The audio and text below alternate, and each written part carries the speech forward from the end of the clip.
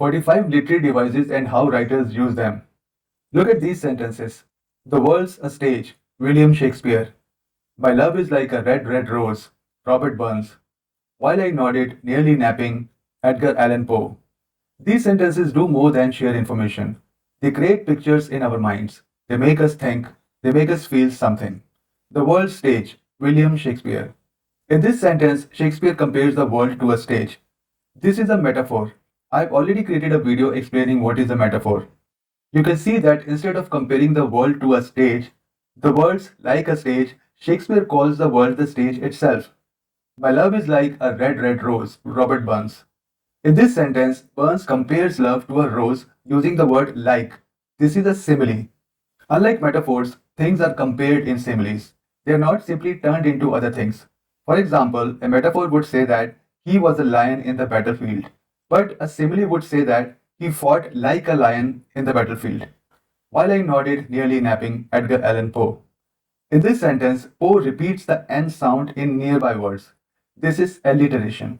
These are all examples of literary devices. Literary devices are special techniques that writers use to make their writing more interesting, meaningful, and memorable. They help writers create strong images, express emotions, emphasize ideas, and keep readers engaged. Without literary devices, writing can feel plain and ordinary. Compare these two sentences. He was very angry. His anger was a wildfire. Both sentences communicate the same idea, but the second one creates a much stronger image in the reader's mind. That is the power of a literary device. Writers use literary devices in novels, poems, speeches, songs, films, and even everyday conversations. Some devices create imagery, some add rhythm, some build suspense, and others help readers understand deeper meanings. Let's look at some of the most common literary devices and see how they work. Metaphor. The metaphor says that one thing is another thing. It does not use like or as. It helps readers see a strong connection between two different things. Metaphor examples. Time is a thief that steals our days one by one. His mind was a prison, trapping him in fear. The classroom was a zoo during the last period. Her voice was music to his ears. Famous metaphor example. In Romeo and Juliet, Shakespeare writes, Juliet is the sun. Romeo does not mean that Juliet is really the sun. He means that she brings light, warmth, and joy into his life. This is a metaphor because one thing is said to be another thing. Simile. A simile compares two things by using like or as. Simile examples.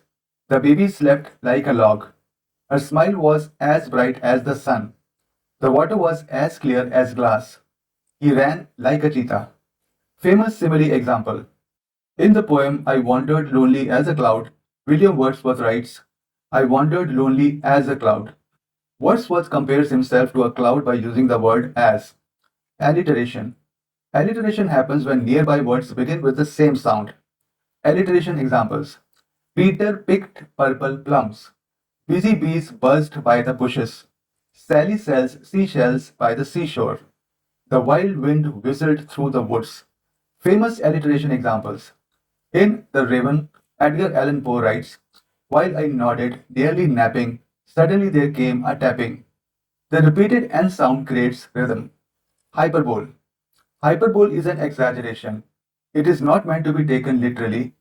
A hyperbole is normally used to make something appear very big, very strong, or to make something sound very interesting, very funny, or very important. Hyperbole examples. I have told you 1,000 times. This bag weighs a ton. I'm so hungry I could eat a horse. She cried a river of tears. Famous hyperbole example. In Macbeth, Shakespeare writes, Will all great Neptune's ocean wash this blood clean from my hand? No ocean can wash away guilt. This is an exaggeration for effect. Irony. Irony happens when the result is different from what people expect. It's like when some person says that he is the most truthful person in the room and then he lies. Irony examples. A swimming teacher is afraid of water. A traffic police officer gets a speeding ticket. A fire station catches fire. A doctor forgets to take medicine. Famous example. In O. Henry's The Gift of the Maggie, the wife sells her hair to buy a watch chain, while the husband sells his watch to buy combs for her hair. The ending is surprising because both gifts become useless. I must add here that the acts of selling hair and selling the watch by themselves might not be ironies, but the fact that both the gifts bought with great care and sacrifice become useless, that's the irony. What does the title The Gift of the Magi mean? The reference has been taken from the Bible. Remember the three noblemen who came bearing gifts for Jesus when Jesus was born? The Magi were the priestly class. The gifts that they brought were noble and pure. Symbolism. Symbolism is when a person, object, or place stands for a bigger idea. If you have read or heard the name of the book To Kill a Mockingbird, the story itself is not about the mockingbird. The mockingbird represents innocence and harmlessness. So, according to the book, a particular act would be as sinful as killing a mockingbird. Symbolism examples: a white dove stood for peace, the broken chain stood for freedom, a red rose stood for love, a dark cloud stood for trouble ahead. Famous symbolism example. In The Great Gatsby, the green light across the river stands for Gatsby's hopes and dreams. Pathetic fallacy. Pathetic fallacy gives human feelings to nature like a stormy night or a turbulent sea. Writers use it to match the mood of a scene. Some explanation about the phrase pathetic fallacy. Don't take the word pathetic literally here. It comes from the Greek word pathos, which means emotions. So you attach emotions to natural phenomenon. Fallacy here means it is false because the sea is not actually angry or the storm is not actually vicious. Pathetic fallacy examples. The angry storm crashed against the shore. Is the storm angry? No, it is just acting like an angry person. The sad rain fell all day. Was the rain actually sad? No, it just created a sad atmosphere or evoked a sad feeling. The cheerful sun greeted the children. Was the sun itself cheerful? No. Maybe after a prolonged rain or a prolonged winter, people liked the warm sun. The lonely wind sighed through the trees. Was the wind really lonely? No, the wind simply represented the frame of mind of the observer. Famous pathetic fallacy example. In Macbeth, Shakespeare writes, the earth was feverish and did shake. Feverish is an old version of the word feverish. Nature seems upset after King Duncan's murder. Chiasmus. Chiasmus repeats words or ideas in reverse order. It's like saying, first A made B happen and now B makes A happen. Or sometimes A leads to B and then B leads to C. For example, you build certain habits and then those habits build you. Chiasmus examples. She stole my heart and now my heart has stolen my freedom. Never let a fool kiss you or a kiss fool you. He lived for fame and fame lived for his downfall. He went to work to live, not lived to work. Famous Chiasmus example. In a speech, John F. Kennedy said, ask not what your country can do for you. Ask what you can do for your country. The idea appears in reverse order. Polysyndeton. Polysyndeton uses many conjunctions such as and or in a single sentence. Normally you would write, I purchased apples, a few grapes, a dozen bananas, and 500 grams of raspberries. But as polysyndeton, you write, I purchased apples and a few grapes and a dozen bananas and 500 grams of raspberries. Polysyndeton examples. We bought bread and milk and eggs and fruit. He laughed and sang and danced all night. The storm brought wind and rain and thunder and lightning. She wanted success and respect and happiness and peace. Famous polysyndeton example. In I Know Why the Caged Bird Sings, Maya Angelou writes, money and power and segregation and sarcasm.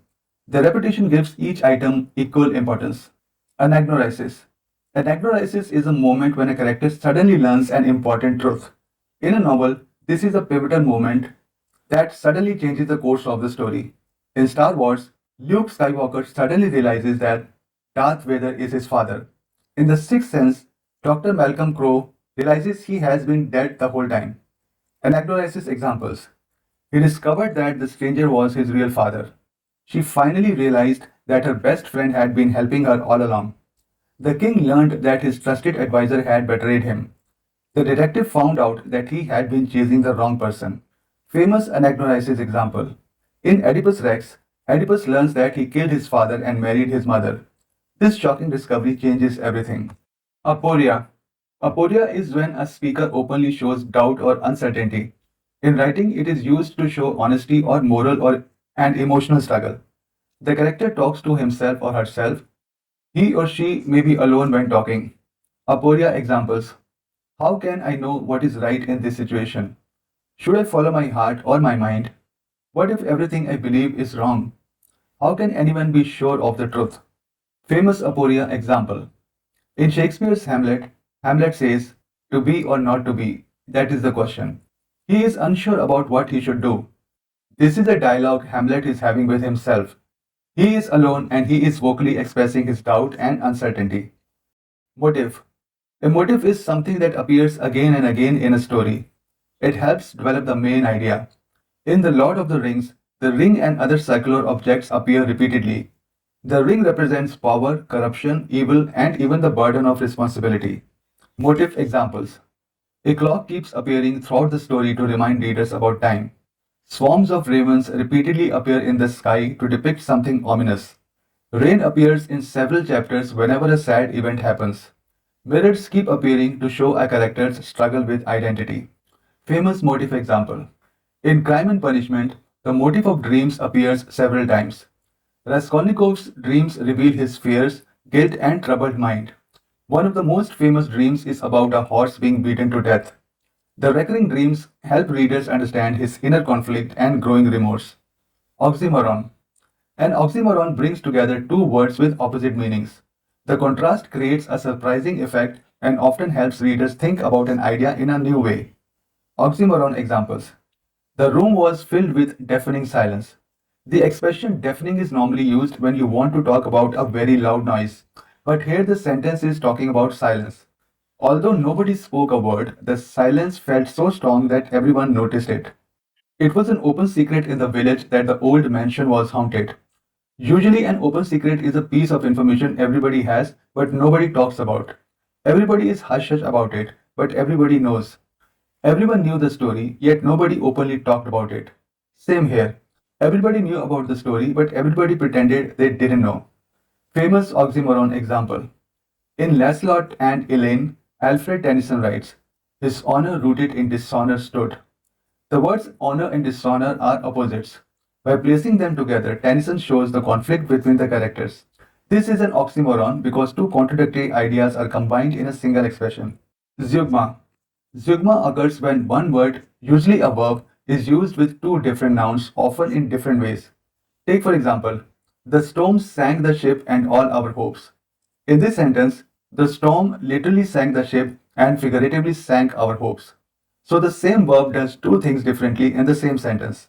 Zeugma examples. She broke his car and his heart. She opened the door and her heart to the stranger. He lost his keys and his temper. He stole her heart and her favorite necklace on the same night. Famous Zeugma example. Charles Dickens writes in the Pickwick Papers, Mr. Pickwick took his hat and his leave. Mr. Pickwick literally takes his hat and figuratively takes his leave. Litotes. Litotes is a form of a statement in which a positive idea is expressed by denying its opposite.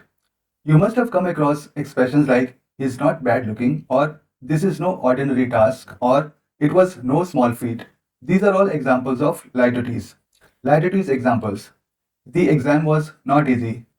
If it is not easy, then what is it? It is difficult. She is no ordinary teacher. If she is not an ordinary teacher, it means she is an exceptional or an extraordinary teacher because no ordinary means extraordinary. The party was not uninteresting. If the party was not uninteresting, it means the party is interesting. The outing was not that bad. Not that bad here means it was satisfying. Famous Litotes example. In Beowulf, the hero's victory is described with understatement. That was not a good exchange. The phrase refers to a deadly battle. The understatement makes the event seem even more dramatic. Synecdoche. Synecdoche uses a part of something to represent the whole, or the whole to represent a part. Take for example the common phrase, all hands on deck, which means all sailors or all workers should come to a meeting point and work. This is an example of a small part, hands, representing something larger. The opposite would be the city came out to protest. In this case, a very large thing, the city, represents the individuals who came to protest. Synecdoche examples. I need a new pair of hands. Who would have a new pair of hands? A new person. The law caught on him. The law here is not just some person. It is a complete legal system that works together to catch him, including the police, the detectives, and other departments. We need more wheels in the parking lot. More wheels mean more vehicles. He has many mouths to feed. Many mouths mean many people. Famous Synecdoche example. In Samuel Taylor Coleridge's The Rime of the Ancient Mariner, he writes, "The western wave was all aflame." In the context of the poem, it means the western part of the sea where the sun was setting was the color of fire. Metonymy. Metonymy replaces the name of something with the name of something closely connected to it. Take for example the sentence, "The pen is mightier than the sword." Here, pen represents writing and ideas, and sword represents military force and violence. Similarly, Hollywood represents the American film industry, and Bollywood represents the Indian film industry. What is the difference between metonymy and synecdoche? If you check it on the internet, it will say that synecdoche is a specific type of metonymy. There is a slight difference. In the case of synecdoche, a small part represents the whole thing. For example, many mouths to feed means many people to feed. But in the case of metonymy, if you take the name of an organization or a system, it represents that complete system. Metonymy examples. The White House announced a new policy. The White House here represents everybody who works inside the White House. The Crown will make the decision. The Crown here means everyone who is part of the monarchy and is a part of the decision making process. Wall Street reacted positively to the news of a deal between Iran and the US. Everybody who works at the Wall Street, everybody who trades in the Wall Street, and all the systems that control the Wall Street. The bench delivered its verdict after several hours. The bench here means all the judges who collectively took the decision. Famous metonymy example. In the trial, Kafka repeatedly uses the court to represent the mysterious legal system and the people who control it.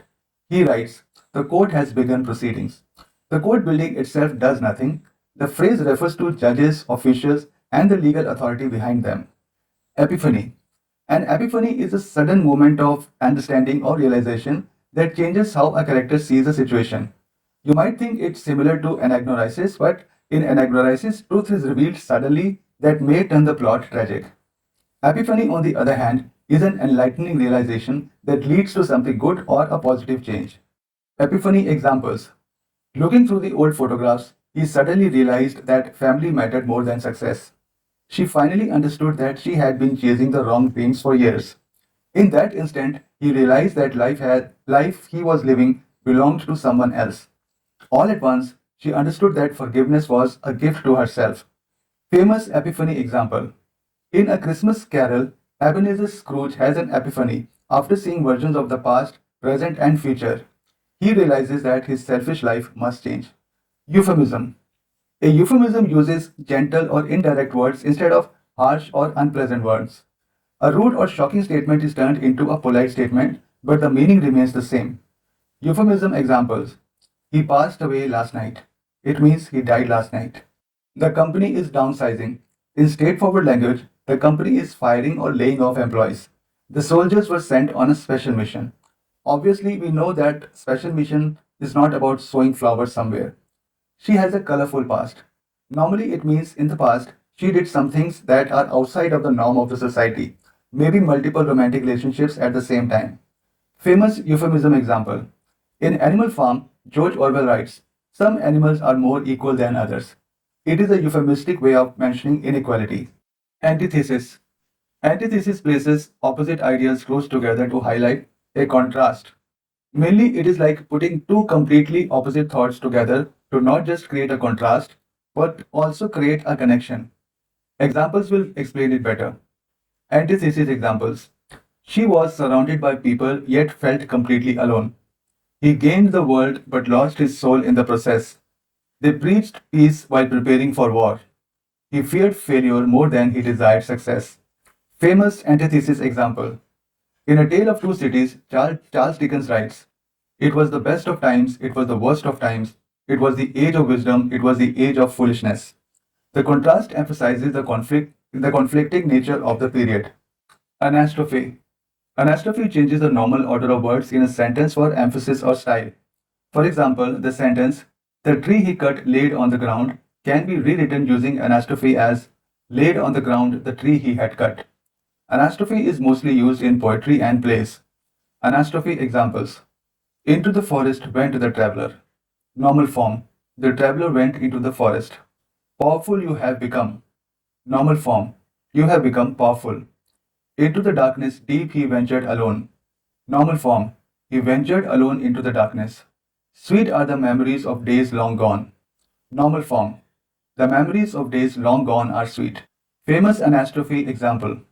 In The Charge of the Light Brigade, Alfred Lord Tennyson writes, Into the valley of death rode the 600.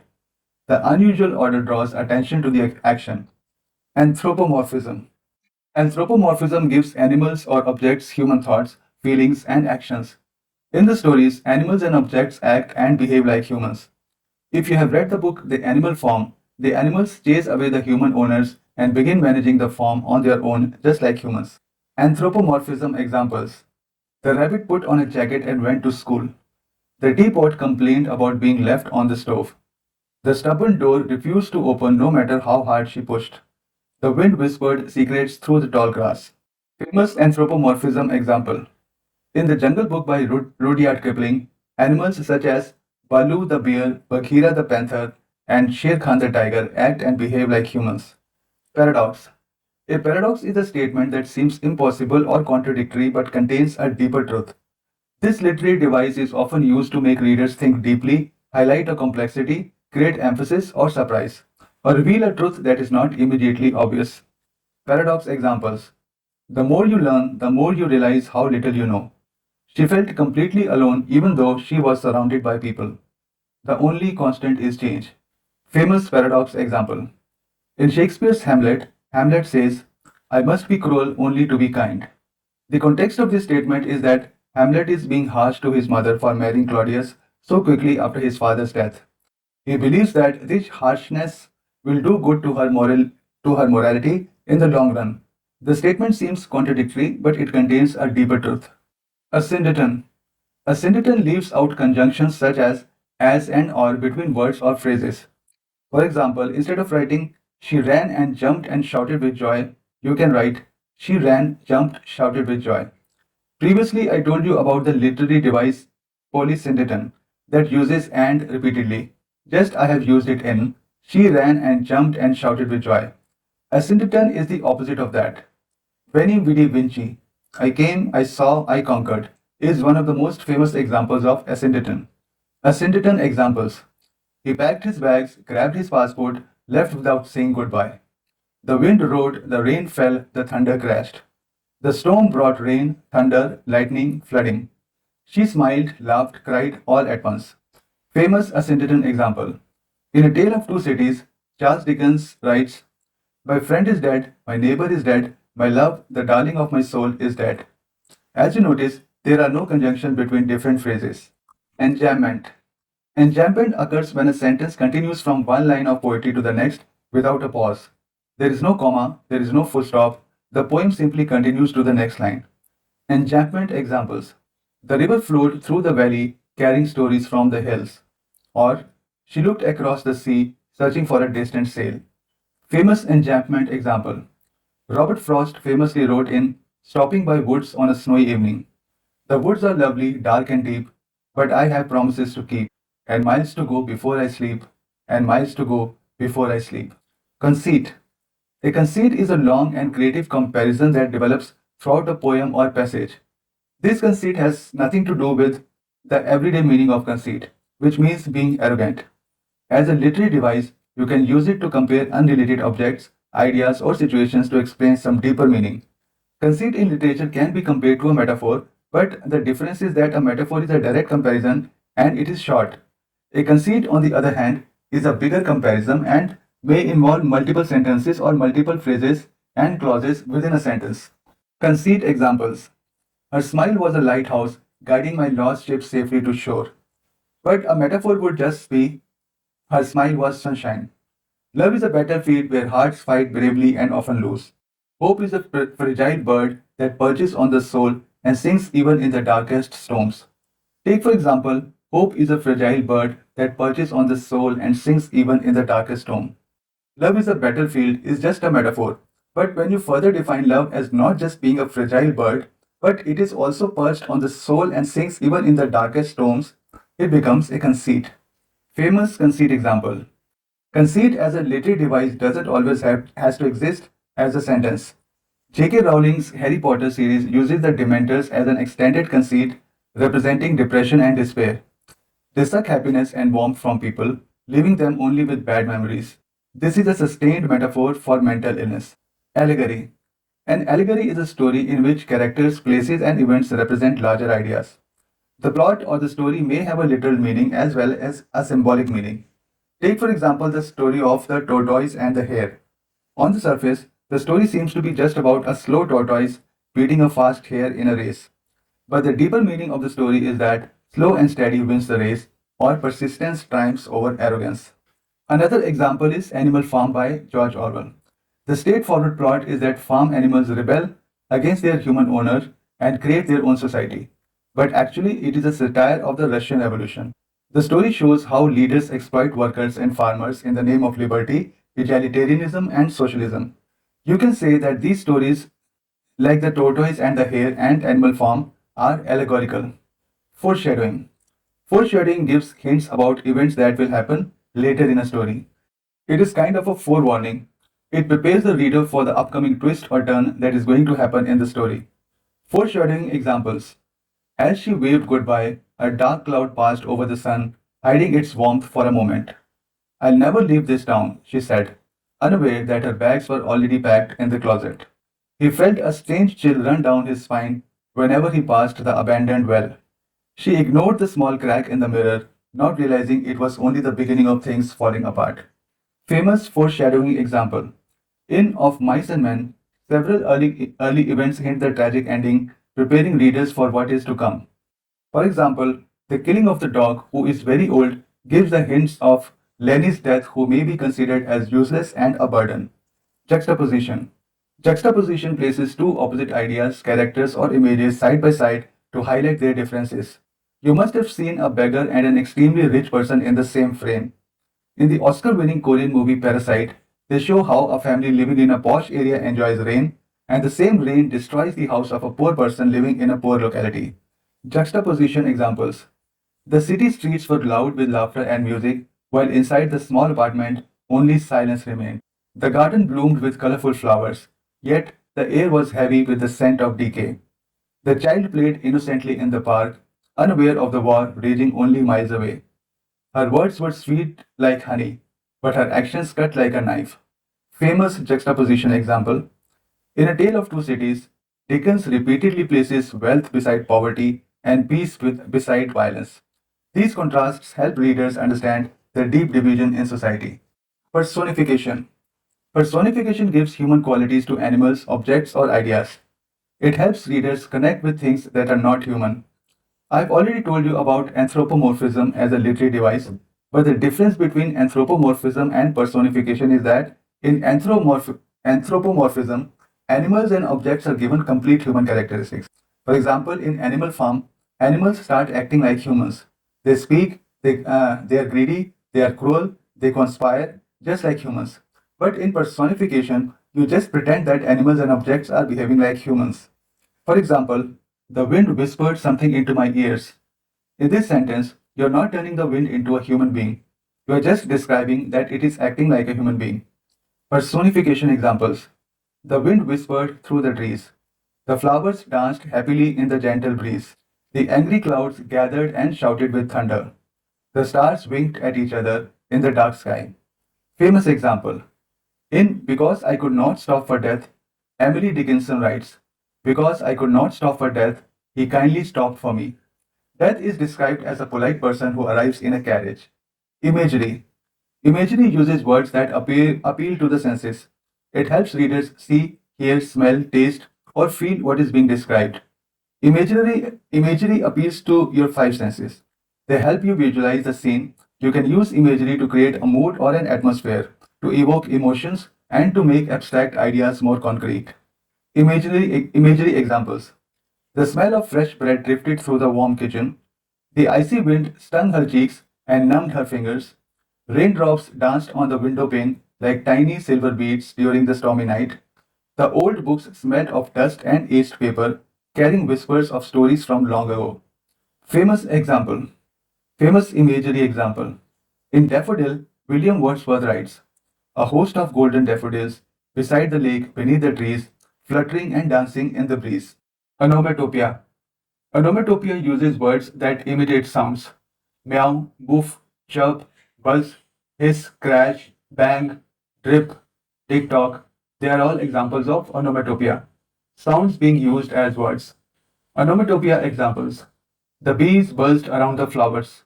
The bacon sizzled loudly in the hot pan. Rain pattered gently against the window pane. The old car coughed and spluttered before starting. Famous onomatopoeia example.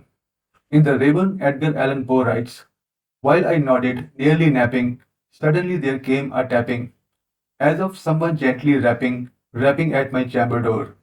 Assonance. Assonance is the repetition of vowel sounds in nearby words. Similar sounding words are written in the same line. They don't necessarily rhyme, they just sound together like Spain and plain and gain and refrain. Assonance examples. He felt the heat of the deep green sea. The old boat floated slowly over the golden ocean. The black cat sat on the mat and stared at the fat rat. The bright light of the night sky filled her with delight. Famous assonance example. In Edgar Allan Poe, The Raven, we find, "Once upon a midnight dreary, while I pondered, weak and weary." Consonance. Consonance is the repetition of consonant sounds, especially at the end or middle of words. As you know, consonants are non-vowel letters in English alphabet. When writers use consonants as a literary device, they repeat a particular consonant repeatedly in a sentence. This creates a sense of rhythm and musicality. Consonance examples. The lumpy, bumpy road shook the car. Mike likes his new bike. He struck the rock with a thick stick. He lost his last dance in the vast desert. Famous consonance examples. In Macbeth, Shakespeare writes, "Double, double, toil and trouble, fire burn and cauldron bubble." The repeated consonant sounds help create a musical effect. Repetition.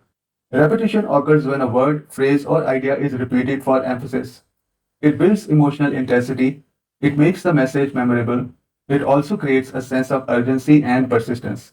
Repetition examples. Never give up, never give in, never stop trying. She ran until her legs gave out. He promised, yet he broke every promise he made. Love is patient, love is kind, love is everything we need. Famous repetition example. In Martin Luther King Jr.'s famous speech, he repeats, "I have a dream that one day this nation will rise up. I have a dream that my four little children will one day live in a nation." Anaphora. Anaphora is a special type of repetition in which the same word or phrase appears at the beginning of successive sentences or clauses. You may ask then, what is the difference between using anaphora and using repetition as literary device? In the description of repetition, the words or expressions can be repeated randomly within the sentence. But in the case of anaphora, a collection of small sentences begins with a similar set of words. The examples will make it more clear. Anaphora examples. We will learn, we will grow, we will succeed. Every day we practice, every day we improve, every day we get stronger. In this house we laugh, in this house we cry, in this house we grow together. No more silence, no more fear, no more waiting for change. Famous anaphora example. In The Metamorphosis, Kafka writes, "He lay on his back, he lay there motionless, he lay there thinking." Apostrophe. Here it is not your usual apostrophe like this. Apostrophe is a figure of speech in which a speaker directly addresses an absent person, an idea, or an object.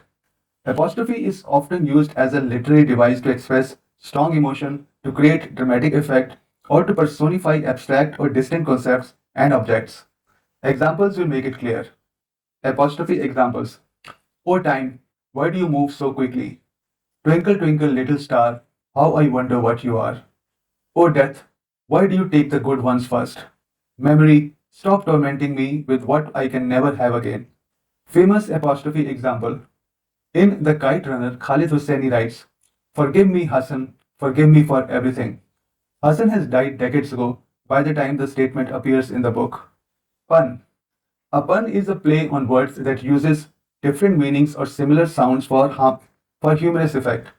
A pun is often used for humor with irony or clever emphasis. Sometimes the problem with puns is that unless you understand the context, the purpose is entirely lost. Therefore, in example sentences, I will also explain what they mean just in case. Pun examples. I used to be a baker, but I couldn't make enough dough. I used to be a baker, but I couldn't make enough dough, or I couldn't earn enough. A bicycle can't stand on its own because it is too tired. Here, too tired means it is too tired. Of course, the straightforward meaning is that since it stands on two tires, it doesn't have enough support. I'm reading a book on anti-gravity. It's impossible to put down. It is impossible to put down because it is a great read. But it is being said in such a manner that because of anti-gravity, he or she is unable to put the book down. I am on a seafood diet. I see food and I eat it. This is easy to understand. Seafood has been turned into seafood. Famous pun example. Oscar Wilde made the statement, "We are all in the gutter, but some of us are looking at the stars." The point here is that although literally and morally we are at a very low point, but we aim to reach high. Dramatic irony. Dramatic irony occurs when the audience knows something that a character does not know. This creates tension, suspense, or humor. For example, in a novel, you know that there is a psychopathic killer waiting inside the house, and the girl is entering seeming quite happy, humming a song. Dramatic irony creates a tragic effect. Sometimes it also creates a comic effect depending on the situation. Dramatic irony examples. She smiled happily at her husband, unaware that he had already planned to leave her that night. He told his best friend all his secrets, not realizing his best friend was the one who betrayed him. The mother kissed her son goodbye, believing he was going on a safe school trip, while the audience knew the bus was heading toward danger. The man laughed at the fortune teller's prediction, not realizing every word would come true by the end of the week. Famous dramatic irony examples. In Oedipus Rex, Oedipus searches for the man who killed the king. The audience already knows that Oedipus himself is the killer, but he does not. This difference in knowledge creates dramatic irony. Verbal irony. Verbal irony occurs when a speaker says one thing but means the opposite. It is used to express humor or wit, sarcasm or mockery, or to make a point more strongly by saying the opposite. Verbal irony examples. After getting soaked in the rain, he said, "What a lovely weather." Looking at a huge traffic jam, she said, "Well, we are definitely reaching earlier today." "Thanks for your help," she muttered as her friend made the situation worse. "Don't worry, I am sure failing the exam will look great on your college application." Famous verbal irony example. Jane Austen begins Pride and Prejudice with, "It is the truth universally acknowledged that a single man in possession of a good fortune must be in want of a wife." Whereas, as per the plot of the novel, it is the women who are desperately looking for men with fortune to marry. Situational irony. Situational irony occurs when the outcome of a situation is very different from what people expect. As a reader, you may understand what is happening, but the characters in the story don't. How is it different from dramatic irony? In dramatic irony, the reader knows what's happening, but the character does not. But in situational irony, something completely opposite of what was expected happens. For example, you expect the villain to die in the end, but the villain not only does not die, but also triumphs over the hero. That's situational irony. Situational irony examples. The fire station burnt down while the firefighters were at a training seminar on fire prevention. The police chief's son was arrested for running the biggest drug ring in the city. The man, who was terrified of flying, died in a car accident on the way to the airport. The dietitian was caught eating an entire cake alone in her office. Famous situational irony example. In The Necklace by Guy de Maupassant, a woman borrows a diamond necklace, loses it, and spends 10 years in poverty to replace it, only to discover the original was fake. Euphony. Euphony refers to pleasant, smooth, and musical sounds in language. Writers use it to create beauty, harmony, and a gentle mood. It is used to evoke peace, beauty, serenity, or romance. It is most commonly used in poetry. It may sound like assonance that I described a while ago, but it is a repetitive use of words that are harmoniously connected with each other rather than repeating a phrase or a vowel. Frankly, I don't think a writer would consciously use a literary device like euphony because it has to come naturally. And when it comes naturally, it comes to be defined as euphony. For that matter, Many devices I have discussed here are unconscious writing decisions by the writers that are later defined as literary devices. Euphony examples. The gentle breeze whispered softly through the willow trees. She danced lightly under the luminous lilac sky. The mellow melody flowed like a peaceful river. The soft lullaby soothed the sleeping child. Famous euphony example. John Keats writes in Ode to Nightingale, my heart aches and a drowsy numbness pains my sense as though of hemlock I had drunk. Hemlock is a poisonous plant whose poison was often used for death sentence. Cacophony. Cacophony refers to harsh, unpleasant, or jarring sounds in language. Writers use it to create tension, noise, confusion, or discomfort. Harsh words beginning with K, G, T, P, D, CH, or SH are used. Cacophony examples. The crashing, clanging, and screeching metal tore through the quiet night.